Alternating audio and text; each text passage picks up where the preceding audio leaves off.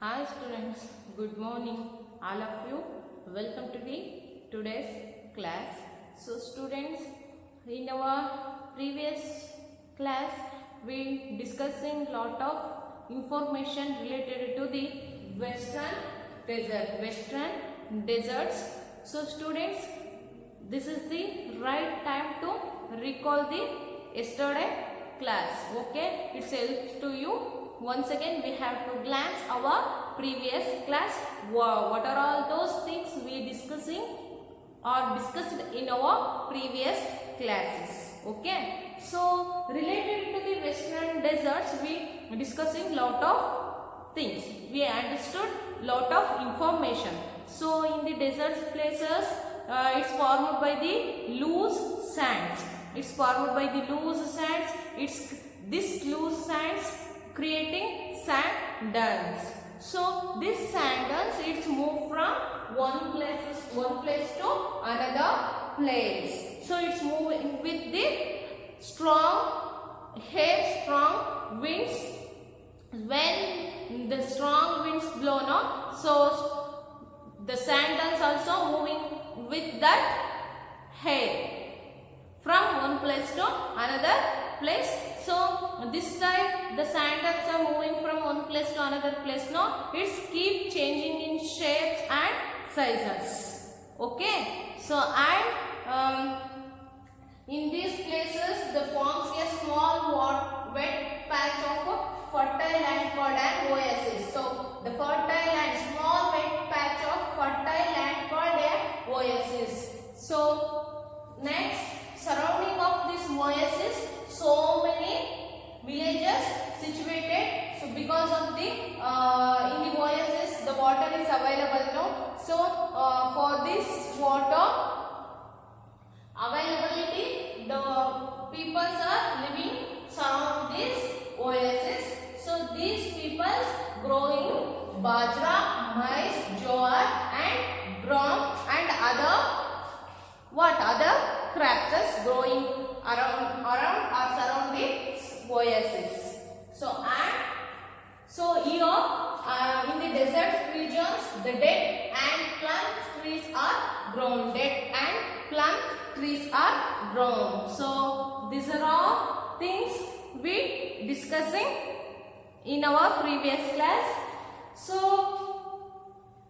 surround this oasis land is very fertile. Okay. So these are all informations we understood in our previous class. Okay students. So in this session we have to talk about the Thar deserts. Okay. I write this.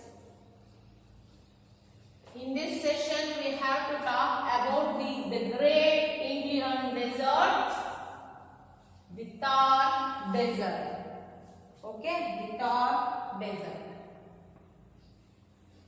The Thar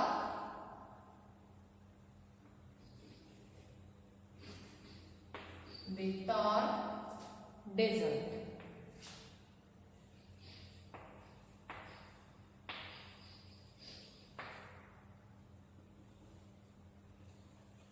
The Thar desert.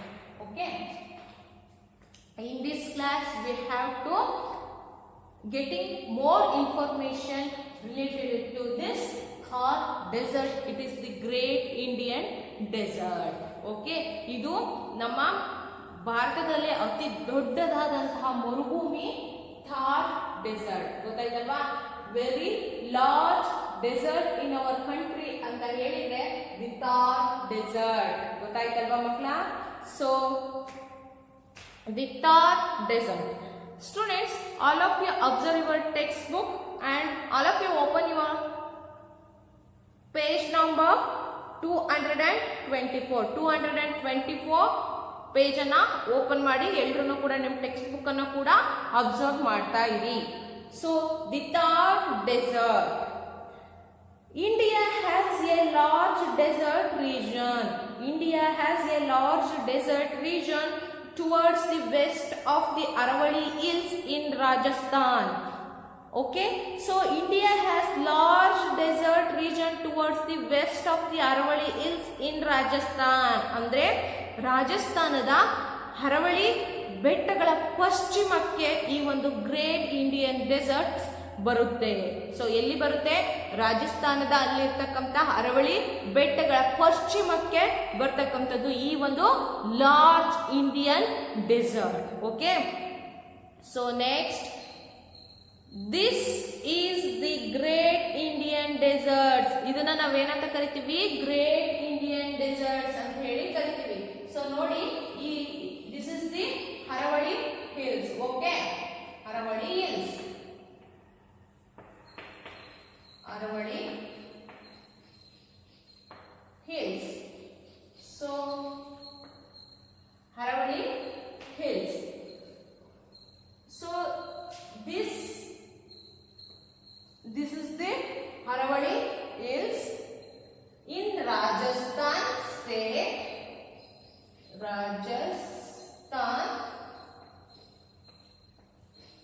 Rajasthan state alva. So Rajasthan state alli Aravalli ಬೆಟ್ಟಗಳ ಪಶ್ಚಿಮಕ್ಕೆ ಅಂದ್ರೆ west side, in the west side. ಅಂದ್ರೆ Rajasthan state ಅಲ್ಲಿ ಯಾವುದು? ಅರವಳಿ ಬೆಟ್ಟಗಳ ಪಶ್ಚಿಮಕ್ಕೆ ಯಾವುದು ಬರುತ್ತೆ? ದಿ ಗ್ರೇಟ್ ಇಂಡಿಯನ್ ಡೆಸರ್ಟ್, ಅಂದ್ರೆ large desert. Okay, large desert ನಮಗೆ ಏನಾಗುತ್ತೆ? ಅವೈಲಬಲ್ ಆಗುತ್ತೆ, ಅಂದ್ರೆ ಅಲ್ಲಿ ಲೊಕೇಟ್ ಆಗಿದೆ. So also known as the Thar desert. ಈ great Indian desert, large desert ಅಂತ ಏನ್ ಹೇಳ್ತೀವೋ, ಸೊ ಅದನ್ನ ನಾವು ಏನಂತ ಕರಿತೀವಿ? ಥಾರ್ ಡೆಸರ್ಟ್ ಅಂತ ಹೇಳಿ ಕರಿತೀವಿ. ಈಗ ಹೇಳಿದ್ವಲ್ವಾ, ನಾವು ರಾಜಸ್ಥಾನ ಸ್ಟೇಟ್ ಅಲ್ಲಿ ಈ ಅರವಳಿ ಬೆಟ್ಟಗಳ ಪಶ್ಚಿಮಕ್ಕೆ ಬರ್ತಕ್ಕಂಥದ್ದು ಯಾವುದು? ಈ ಒಂದು ಡೆಸರ್ಟ್. ಯಾವುದು? ಥಾರ್ ಡೆಸರ್ಟ್. ಈ ಥಾರ್ ಡೆಸರ್ಟ್ ಅನ್ನ ನಾವೇನಂತ ಕರಿತೀವಿ? ಈ ಥಾರ್ ಡೆಸರ್ಟ್ ಅನ್ನೇ ನಾವು ಲಾರ್ಜ್ ಡೆಸರ್ಟ್ ಅಂತ ಕರಿತೀವಿ, ಅಥವಾ ದಿ ಗ್ರೇಟ್ ಡೆಸರ್ಟ್ ಅಂತ ಕೂಡ, great Indian desert, great Indian desert ಅಂತ ಹೇಳಿ ಕೂಡ ಕರಿತೀವಿ. ಸೊ ಇವಾಗ ಗೊತ್ತಾಯ್ತಲ್ವಾ? ರಾಜಸ್ಥಾನದ ಅರವಳಿ ಬೆಟ್ಟಗಳ ಪಶ್ಚಿಮಕ್ಕೆ ಬರ್ತಕ್ಕಂಥದ್ದೇ the Thar desert. So this Thar desert we know as the great Indian desert or the great large desert. ಗೊತ್ತಾಯ್ತಲ್ವಾ? ದೊಡ್ಡದಾಗಿರ್ತಕ್ಕಂಥ ಒಂದು ಬೃಹತ್ ಆಕಾರದ ಒಂದು ಡೆಸರ್ಟ್ ಅಂತ ಹೇಳಿ, ದೊಡ್ಡ ಮರುಭೂಮಿ ಅಂತ ಹೇಳಿ ಕರೀತಕ್ಕಂಥದ್ದು ಯಾವುದು? ಥಾರ್ ಡೆಸರ್ಟ್. ಇಲ್ಲಿ ದಿ ಗ್ರೇಟ್ ಇಂಡಿಯನ್ ಡೆಸರ್ಟ್ ಅಂದ್ರೆ ಯಾವುದು? ಈ Thar desert. The Thar desert ಅನ್ನೇ ನಾವು ಏನಂತ ಕರಿತೀವಿ? ಗ್ರೇಟ್ ಇಂಡಿಯನ್ ಡೆಸರ್ಟ್ ಅಂತ ಹೇಳಿ ಕೂಡ ಕರಿತೀವಿ ಮಕ್ಕಳ. So next, it's located towards the west of the northern plains. ಈ ನಾರ್ಥರ್ನ್ ಪ್ಲೈನ್ಸ್ ನ ಪಶ್ಚಿಮಕ್ಕೆ ಬರ್ತಕ್ಕಂಥದ್ದು ಯಾವುದು? ಈ ಥಾರ್ ಡೆಸರ್ಟ್ಸ್ ಅಂದ್ರೆ ಲೊಕೇಟೆಡ್ ಆಗಿರ್ತಕ್ಕಂಥದ್ದು. So it stretches from the Rann of Kutch in Gujarat to the borders of Haryana. It covers a large part of Rajasthan and extends up to Pakistan in the west. ಮಕ್ಕಳ, it stretches from the Rann of Kutch in Gujarat, ಅಂದ್ರೆ ಗುಜರಾತ್ನ Rann of Kutch ಇಂದ ಹಿಡ್ಬಿಟ್ಟು the border of the Haryana, ಅಂದ್ರೆ ನೋಡಿ ಇಲ್ಲಿ ಗುಜರಾತ್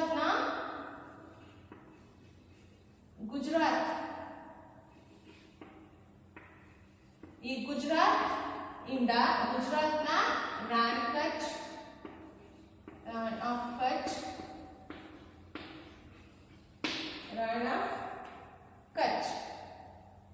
ಅಲ್ವಾ? So ಇಲ್ಲಿಂದ ಹಿಡಿದ್ಬಿಟ್ಟು ಎಲ್ಲಿವರೆಗೆ ಸ್ಟ್ರೆಚ್ ಅಪ್ ಆಗಿದೆ? To border of the Haryana, border of the Haryana.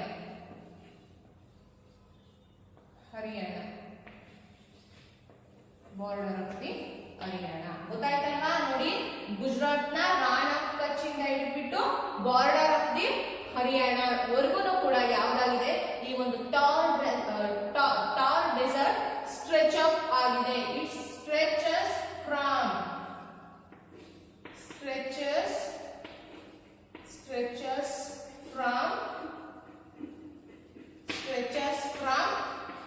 ಗುಜರಾತ್ನ Rann of Kutch to border of the Haryana. ಗೊತ್ತಾಯ್ತಲ್ವಾ? ಸೊ ಇಲ್ಲಿವರೆಗೆ ಇದರ ಒಂದು ಸ್ಟ್ರೆಚ್ ಅಪ್ ಆಗಿದೆ, ಅಂದ್ರೆ ಹಬ್ ಇದೆ, ಹರಡಿದೆ, ಸೊ ಲೊಕೇಟ್ ಆಗಿದೆ. ಸೊ ಅದೇ ರೀತಿ it covers a large part of Rajasthan and extends up to Pakistan in the west. ಅಂದ್ರೆ it covers a large parts of Rajasthan, ಅಂದ್ರೆ ರಾಜಸ್ಥಾನ್ ಸ್ಟೇಟ್ ಅನ್ನ ಇಲ್ಲಿ ಹೇಳಿದೆಲ್ವಾ. ಸೊ ಈ ರಾಜಸ್ಥಾನ್ ಸ್ಟೇಟ್ ಅನ್ನ ಏನಾಗಿದೆ, ಕಂಪ್ಲೀಟ್ ಆಗಿ ಕವರ್ಸ್, ಅಂದ್ರೆ ಲಾರ್ಜ್ ಪಾರ್ಟ್. ಈ ರಾಜಸ್ಥಾನ್ ಸ್ಟೇಟ್ ಅಲ್ಲಿ ಲಾರ್ಜ್ ಪಾರ್ಟ್ ಅಂದ್ರೆ ಅತಿ ಹೆಚ್ಚು ಭೂಪ್ರದೇಶವನ್ನ ಈ ಒಂದು ಥಾರ್ ಡೆಸರ್ಟ್ ಏನ್ ಮಾಡಿದೆ, ಕವರ್ ಮಾಡಿದೆ. ಯಾವ್ದನ್ನ? ರಾಜಸ್ಥಾನ್ ಸ್ಟೇಟ್ಸ್ ಫುಲ್ ಕವರ್ ಆಗಿದೆ. ಸೊ ಕವರ್ ಆಗ್ಬಿಟ್ಟು it's moves in the west side ಅಲ್ಲಿ ಬರ್ತಕ್ಕಂತ ಪಾಕಿಸ್ತಾನ ಕೂಡ ಏನಾಗಿದೆ, ಎಂಟರ್ ಆಗಿದೆ. ಏನಾಗಿದೆ? It covers or it's extends up to Pakistan. ಪಾಕಿಸ್ತಾನವರೆಗೂ ಕೂಡ ಏನಾಗಿದೆ, ಹಬ್ ಇದೆ ಪಾಕಿಸ್ತಾನ್. ಓಕೆ, ಪಾಕಿಸ್ತಾನವರೆಗೂ ಕೂಡ ಏನಾಗಿದೆ, ಹಬ್ ಇದೆ. ಎಲ್ಲಿ? ಪಶ್ಚಿಮದ ಪಾಕಿಸ್ತಾನದಲ್ಲೂ ಕೂಡ ಇದು ತಲುಪಿದೆ. ಯಾವುದು? ಈ ಥಾರ್ ಡೆಸರ್ಟ್ಸ್. ಗೊತ್ತಾಯ್ತಲ್ವಾ ನಿಮ್ಗೆ? ಸೊ ಈ ಥಾರ್ ಡೆಸರ್ಟ್ ಯಾವ ರೀತಿ ಸ್ಟ್ರೆಚ್ ಅಪ್ ಆಗಿದೆ, ಎಲ್ಲೆಲ್ಲಿ ಹೋಗಿದೆ ಅಂದ್ರೆ ಗುಜರಾತ್ನ ರಾನ್ ಆಫ್ ಕಚ್ ಇಂದ border of the Haryana state ನ ಬಾರ್ಡರ್ ವರೆಗೂ ಕೂಡ ಸ್ಟ್ರೆಚ್ ಅಪ್ ಆಗಿದೆ. ಅದೇ ರೀತಿ ಈ ಒಂದು ರಾಜಸ್ಥಾನ್ ಸ್ಟೇಟ್ ಅನ್ನ ಮೇಜರ್ ಆಗಿ ಫುಲ್ ರಾಜಸ್ಥಾನ್ ಸ್ಟೇಟ್ ಕಂಪ್ಲೀಟ್ ಆಗಿ ಲಾರ್ಜ್ ಪಾರ್ಟ್ ಅಲ್ಲಿ, ಅಂದ್ರೆ ಅತಿ ಹೆಚ್ಚು ರಾಜಸ್ಥಾನದ ಪ್ರದೇಶವನ್ನ ಈ ಒಂದು ಥಾರ್ ಡೆಸರ್ಟ್ಸ್ ಕವರ್ ಮಾಡ್ಕೊಂಡ್ಬಿಟ್ಟು ವೆಸ್ಟ್ ಅಂದ್ರೆ ಪಶ್ಚಿಮಕ್ಕೆ ಬರ್ತಕ್ಕಂಥ ಪಾಕಿಸ್ತಾನ ವರೆಗೂ ಕೂಡ ಏನಾಗಿದೆ, ಎಕ್ಸ್ಟೆಂಡ್ ಆಗಿದೆ. ಏನಾಗಿದೆ? It's extended. ಓಕೆ, ಎಕ್ಸ್ಟೆಂಡ್ ಆಗಿದೆ.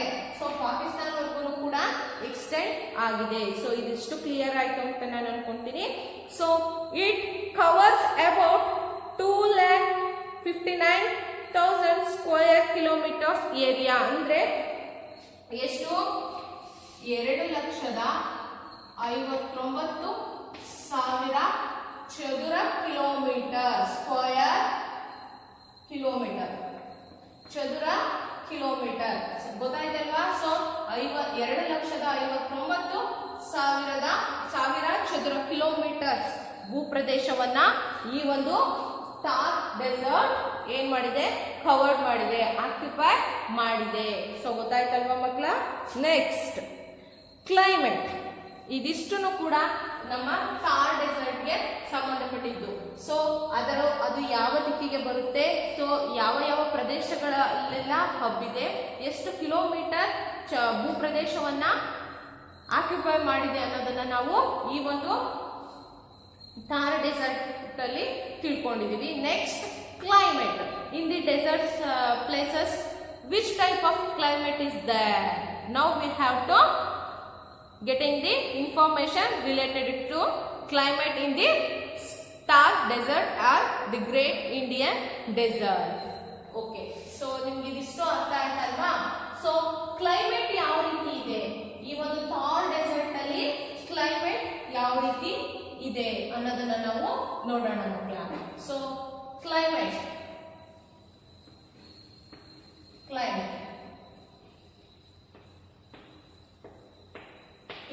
in the Thar desert or in the desert places. ಈ ಒಂದು ವೆಸ್ಟರ್ನ್ ಡೆಸರ್ಟ್ ಅಲ್ಲಿ ಯಾವ ರೀತಿಯ ಕ್ಲೈಮೇಟ್ ಇದೆ, ಯಾವ ರೀತಿಯಾದಂತಹ ಕ್ಲೈಮೇಟ್ ಇದೆ. So during the summer the days are hot and dry. ಇನ್ನು ಬೇಸಿಗೆ ಕಾಲದಲ್ಲಿ ಹೇಳೋದೇ ಬೇಡ ಅಲ್ವಾ.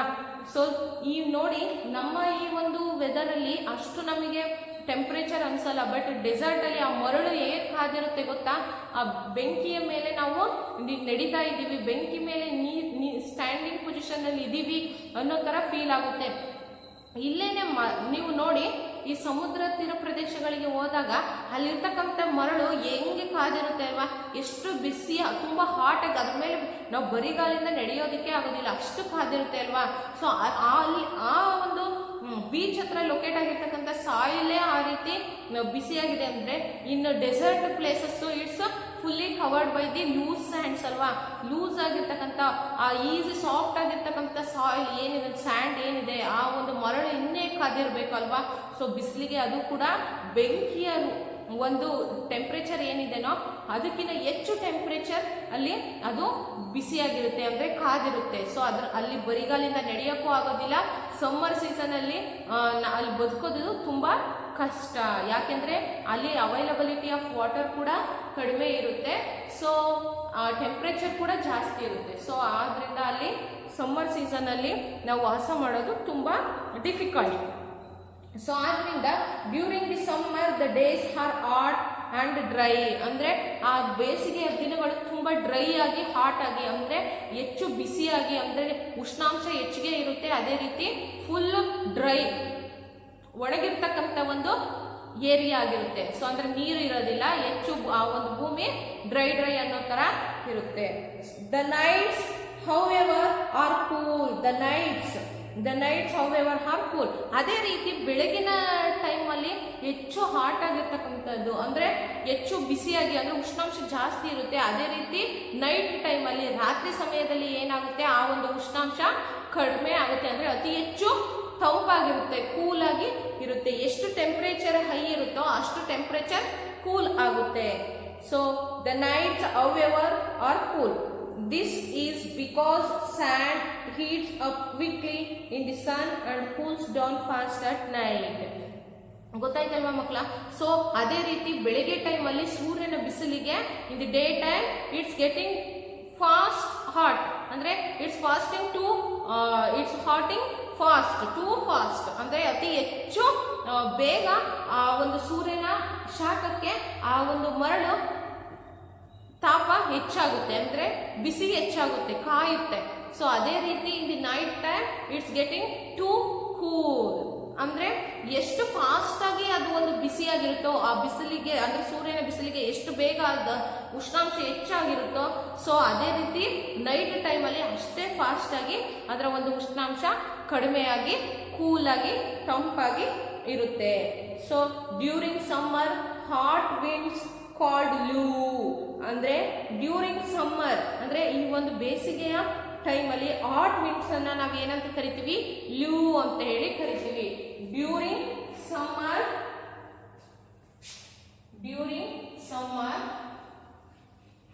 ಅಲ್ವಾ, ಡ್ಯೂರಿಂಗ್ ಸಮ್ಮರ್ the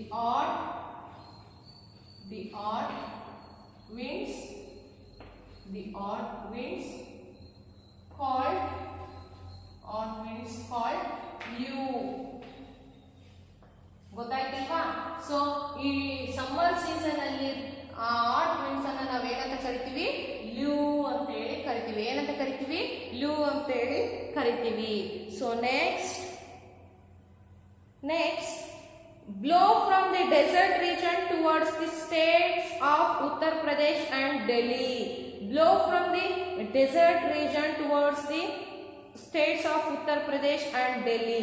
ಅಂದ್ರೆ ಈ ಒಂದು ಗಾಳಿ ಈ ಒಂದು ವೆಸ್ಟ್ ಅಂದ್ರೆ ಈ ಡೆಸರ್ಟ್ ರೀಜನ್ ಕಡೆಯಿಂದ ಈ ಒಂದು ಉತ್ತರ ಪ್ರದೇಶ್, ಡೆಲ್ಲಿ ಈ ದಿಕ್ಕಿನ ಕಡೆ ಬೀಸಿದಾಗ, ಸೊ ಈ ಡೆಸರ್ಟ್ ರೀಜನ್ ಇಂದ ಹಿಡಿದ್ಬಿಟ್ಟು ಡೆಸರ್ಟ್ ರೀಜನ್ ಕಡೆಯಿಂದ ಈ ಒಂದು ಉತ್ತರ ಪ್ರದೇಶ್ ಸ್ಟೇಟು, ಡೆಲ್ಲಿ, ಸೊ ಈ ಕಡೆ ಆ ಒಂದು ಗಾಳಿ ಬೀಸಿದಾಗ ಏನಾಗುತ್ತೆ, ಇನ್ಕ್ರೀಸಿಂಗ್ ದೇರ್ ಸಮ್ಮರ್ ಟೆಂಪರೇಚರ್. ಗೊತ್ತಾಯ್ತಲ್ವಾ. ಡೆಸರ್ಟ್ ರೀಜನ್ ಕಡೆಯಿಂದ ಉತ್ತರ ಪ್ರದೇಶ, ಡೆಲ್ಲಿ ಸೈಡು ಈ ಒಂದು ಗಾಳಿ ಬೀಸಿದಾಗ ಆ ಕಡೆ ಒಂದು ಯಾವುದು ಉತ್ತರ ಪ್ರದೇಶ್ ಸ್ಟೇಟ್ ಅಲ್ಲಿ ಮತ್ತೆ ಡೆಲ್ಲಿಯಲ್ಲಿ ಏನಾಗುತ್ತೆ, ಟೆಂಪರೇಚರ್ ಜಾಸ್ತಿ ಆಗುತ್ತೆ, ಅಂದ್ರೆ ಉಷ್ಣಾಂಶ ಜಾಸ್ತಿ ಆಗುತ್ತೆ. ಯಾಕೆಂದ್ರೆ ಇಲ್ಲಿರ್ತಕ್ಕಂಥ ಒಂದು ಟೆಂಪರೇಚರ್ ಗಾಳಿ ಅಂದ್ರೆ ಉಷ್ಣಾಂಶದ ಗಾಳಿ ಟೆಂಪರೇಚರ್ ಓರಿಯೆಂಟೆಡ್ ಏರು. ಸೊ ಈ ಸ್ಟೇಟ್ ನ ಕಡೆ ಬೀಸಿದಾಗ ಉತ್ತರ ಪ್ರದೇಶ್ ಸ್ಟೇಟ್ ಅಲ್ಲಿ ಮತ್ತೆ ಡೆಲ್ಲಿ ರೀಜನ್ಸ್ ಅಲ್ಲಿ ಏನಾಗುತ್ತೆ, ಟೆಂಪರೇಚರ್ ಜಾಸ್ತಿ ಆಗುತ್ತೆ. ಸೊ ಅದೇ ರೀತಿ ಇನ್ winter the days are pleasant, but the night become very cold. So in the winter days are pleasant, but the night become very cold. ಅಂದ್ರೆ ಈ ಒಂದು ವಿಂಟರ್ ಸೀಸನ್ ಅಲ್ಲಿ ಡೇಸ್ ಆರ್ ಪ್ಲೆಸೆಂಟ್ ಅಂದ್ರೆ ಈ ಒಂದು ಚಳಿಗಾಲದಲ್ಲಿ ಡೆಸರ್ಟ್ ರೀಜನ್ ಅಲ್ಲಿ morning time ಅಂದ್ರೆ ದಿನದಲ್ಲಿ ಬೆಳಗಿನ ಟೈಮ್ ಏನಾಗಿರುತ್ತೆ, ಇಟ್ಸ್ ಪ್ಲೆಸೆಂಟ್ ಅಂದ್ರೆ ಆಹ್ಲಾದಕರವಾಗಿರುತ್ತೆ, ಅಂದ್ರೆ ತುಂಬಾ ತಂಪಾಗಿ ಇರುತ್ತೆ, ಕೂಲ್ ಆಗಿ ಇರುತ್ತೆ. But the nights becomes very cold ಅಂದ್ರೆ ಮಾರ್ನಿಂಗ್ ಟೈಮ್ ಅಲ್ಲಿ ಹಾಯಾಗಿ ಒಂದು ಮೀಡಿಯಂ ಕೋಲ್ಡ್ನೆಸ್ ಇರುತ್ತೆ. ಸೊ ಆರಾಮಾಗಿ ಆಹ್ಲಾದಕ ತಂಪಾದ ವಾತಾವರಣ ಇರುತ್ತೆ. ಸೊ ನಾವು ಬಿಸಿಲಿಂದ ನೆರಳಲ್ಲಿ ಹೋಗಿ ನಿಂತ್ಕೊಂಡಾಗ ನಮ್ಗೆ ಯಾವ ರೀತಿ ಫೀಲ್ ಆಗುತ್ತೋ ಆ ಫೀಲು ಈ ವಿಂಟರ್ ಸೀಸನ್ ಅಲ್ಲಿ ಡೇ ಟೈಮ್ ಅಲ್ಲಿ ಆಗುತ್ತೆ. But in the night time two cold ಅಂದ್ರೆ ಚಳಿಗಾಲದಲ್ಲಿ ಮಾರ್ನಿಂಗ್ ಟೈಮ್ ಅಲ್ಲಿ ಮೀಡಿಯಂ ಕೋಲ್ಡ್ನೆಸ್ ಇರುತ್ತೆ, ಸೊ ನಮ್ಗೆ ತಂಪಾಗಿ ಅನ್ಸುತ್ತೆ. ಸೊ ಅದೇ ನೈಟ್ ಟೈಮ್ ಅಲ್ಲಿ ತುಂಬಾ ಚಳಿ ಇರುತ್ತೆ. ಏನಿರುತ್ತೆ, it's two cold in the night time ಅಂದ್ರೆ ನೈಟ್ ಟೈಮ್ ಅಲ್ಲಿ ಇಟ್ಸ್ ಟೂ ಕೋಲ್ಡ್, ತಡ್ಕೊಳ್ಳೋದಕ್ಕೆ ಆಗದೆ ಇರ್ತಕ್ಕಂಥ ಒಂದು ಚಳಿ ಆಗುತ್ತೆ. ಯಾಕೆಂದ್ರೆ ಸೂರ್ಯನ ಬೆಳಕಿಗೆ ಈ ನಮ್ಮ ಡೆಸರ್ಟ್ ರೀಜನ್ ಅಲ್ಲಿ ಇರ್ತಕ್ಕಂಥ ಸಾಯಿಲ್ ಎಷ್ಟು ಬೇಗ ಟೆಂಪರೇಚರ್ ಜಾಸ್ತಿ ಆಗುತ್ತೋ ಅಷ್ಟು ಬೇಗ ನೈಟ್ ಟೈಮ್ ಅಲ್ಲಿ ಕೋಲ್ಡ್ ಆಗುತ್ತೆ ಅಂತ ಹೇಳಿ ನಾನು ಹೇಳಿದೆ. ಸೊ ಅದೇ ರೀತಿ ಸಮ್ಮರ್ ಸೀಸನ್ ಅಲ್ಲಿ ಆ ರೀತಿ ಆಗುತ್ತೆ ಅಂತ ಹೇಳಿದ್ರೆ, ಇನ್ನು ವಿಂಟರ್ ಸೀಸನ್ ಅಲ್ಲಿ ಡೇ ಟೈಮ್ ಅಲ್ಲಿ ಪ್ಲೆಸೆಂಟ್ ಆಗಿರುತ್ತೆ, ತಂಪಾಗಿ ಆಯಾಗಿ ತಾಜಾಗಿ ಇರುತ್ತೆ. ಸೊ ಅದೇ ರೀತಿ ನೈಟ್ ಟೈಮ್ ಅಲ್ಲಿ ತುಂಬಾ ಚಳಿ, ತಡ್ಕೊಳ್ಳೋಕೆ ಆಗದಂತಹ ಚಳಿ. ಯಾಕೆಂದ್ರೆ ನೋಡಿ ಸಮ್ಮರ್ ಅಲ್ಲಿ ತಂಪಾಗಿರುತ್ತೆ ಅಂತ ಹೇಳಿದೆ. ಸೊ ಈ ಒಂದು ತಂಪು ಅಂದ್ರೆ ಈ ಕೋಲ್ಡ್ನೆಸ್ ಟೂ ಕೋಲ್ಡ್ ಆಗಿರುತ್ತೆ, ಅಂದ್ರೆ ಅತಿ ಹೆಚ್ಚು ಕೋಲ್ಡ್ ಆದ್ರೆ ಏನಾಗುತ್ತೆ, ನಮಗೆ ಪ್ರತಿಯೊಂದು ಕೂಡ ತುಂಬಾ ಮೀಡಿಯಂ ಅಲ್ಲಿ ಇದ್ರೇನೆ ನಮ್ಗೆ ಫೀಲ್ ಮಾಡೋದಕ್ಕೆ ಆಗೋದು. ಇಲ್ಲಾಂದ್ರೆ ಯಾವುದೇ ಒಂದು ಕೂಡ ಹೆಚ್ಚು ಆಯ್ತು ಅಂದ್ರೆ ನಮ್ಗೆ ತುಂಬಾ ಡಿಫಿಕಲ್ಟ್ ಆಗುತ್ತೆ. ಸೊ ವಿಂಟರ್ ಸೀಸನ್ ಅಲ್ಲಿ ನಮ್ಗೆ ಏನಾಗುತ್ತೆ, ಚಳಿ ತುಂಬಾ ಹಾಗೆ ಓವರ್ ಕೋಲ್ಡ್ ಆಗುತ್ತೆ. ಎಲ್ಲಿ, ಈ ಒಂದು ಡೆಸರ್ಟ್ ರೀಜನ್ ಅಲ್ಲಿ, ಅಂದ್ರೆ ಯಾವುದು, ಥಾರ್ ಡೆಸರ್ಟ್ ಅಲ್ಲಿ. ಸೊ ಥಾರ್ ಡೆಸರ್ಟ್ ನಲ್ಲಿ ಇರ್ತಕ್ಕಂಥ ಕ್ಲೈಮೇಟ್ ರಿಲೇಟೆಡ್ ಇನ್ಫಾರ್ಮೇಶನ್ ನಾವು ಇವತ್ತಿನ ಕ್ಲಾಸ್ ಅಲ್ಲಿ ತಿಳ್ಕೊಂಡಿದ್ದೀವಿ ಮಕ್ಕಳ. So in the next session remaining of this lesson we will discussing. All of you put small mark in front of this word cold. Okay, thank you.